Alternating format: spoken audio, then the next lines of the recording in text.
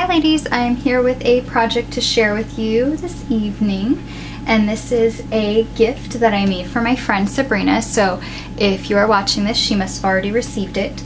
I've been bad lately about showing videos of stuff before people get them, so I told myself I would not do that because I want it to be a surprise. This is an altered case, and I'll put my hand in front of it so you can see how big it is. It is quite large. It's a 13 by 13 case, and it's meant to hold, I think it's from Making Memories. I honestly don't even remember, but it was a white case that I've had for a while, and I used it, and I used to have paper in it, but I've been meaning to alter it for myself, and for some reason I was just looking at it and thinking that it would make a really nice gift for my friend Sabrina. So I just went ahead and altered it, so it's kind of a I don't know the right word for it. It's something that I've had for a while, Sabrina. I didn't know what to do with it until I realized that I should make it for you. So it is all new paper. It's just been in my room for about a year now. But anyway, so I went ahead and used a couple of different paper collections. The main paper collection I used is the Prima Rondelle because I love that collection. The colors, the pinks, the blacks, the peachy pinks are just absolutely stunning, and I've been wanting to do something with that paper collection for a while. And I figured this was the perfect project to use it on. So let me go ahead and explain some of the things I did. Oh, and the other paper collection, of course, my favorite Prima romance novel. There's lots of little pieces all over from that collection, but that's just because I'm obsessed with it. But let me go ahead and let me see if I can move this just a little bit. Excuse my mess in the background. Excuse my pajamas if you just saw them. Anyway, I'm going to go ahead and explain what I did. The first thing I did was I covered the entire all these surfaces with paper from the Prima Rondelle collection. And because this was 13 by 13, some of the papers they wouldn't fit, so a lot of times like I would slide them over and then put some other element to cover that. And then these are just some laces layered.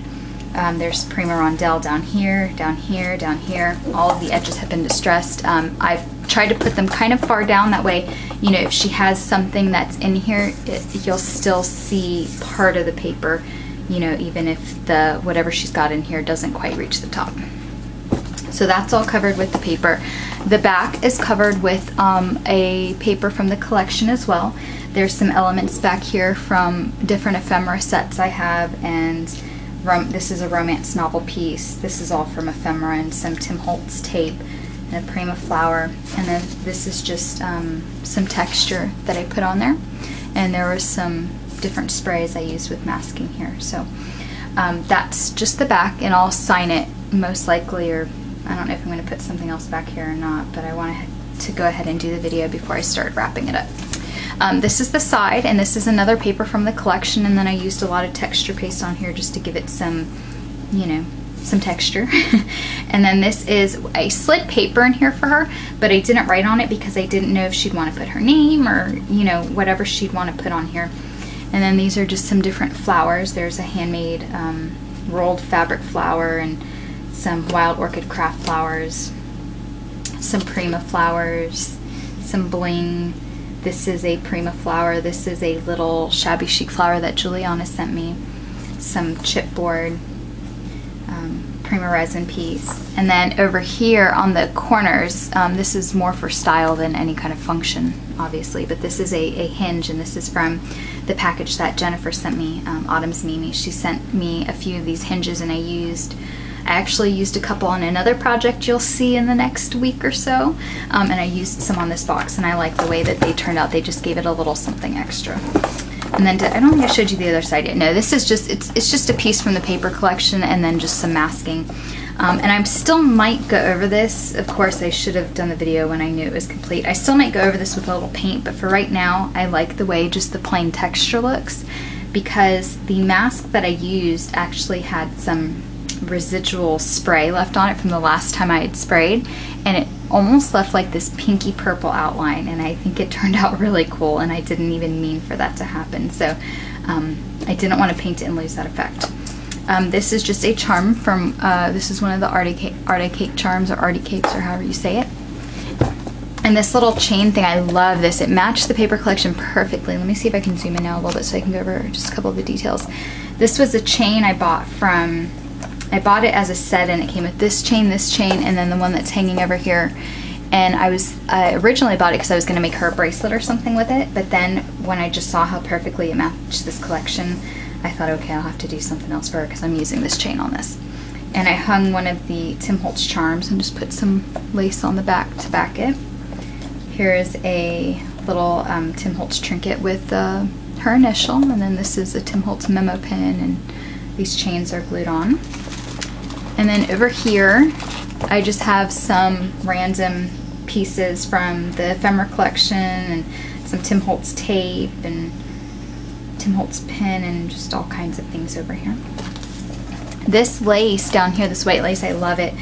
I can get Venice laces for my shop, and the reason I haven't is because they're just too expensive, at least in my opinion. For me to be able to get them, I would have to sell them for like $3 a yard, and for me it's just, I don't know, I think that's just a lot. And every once in a while I'll pay, like this one I think I paid $3 something for, and every once in a while I'll pay it just because I want to have that special lace, but for me to keep it in stock, I wouldn't be able to sell it at a price that I felt comfortable with. So I don't carry anything like this, but if you like these types of laces, Suafua here on Etsy has, I don't think she's on YouTube, but I know she's on Etsy. She used to have a big exhibit shop, and she sells laces like this, and she's where I got this lace from, and I think it's so pretty, and I've been hoarding it, but I figured I'd use it on this box for Sabrina, since she's a great friend of mine, and she deserves pretty lace like this.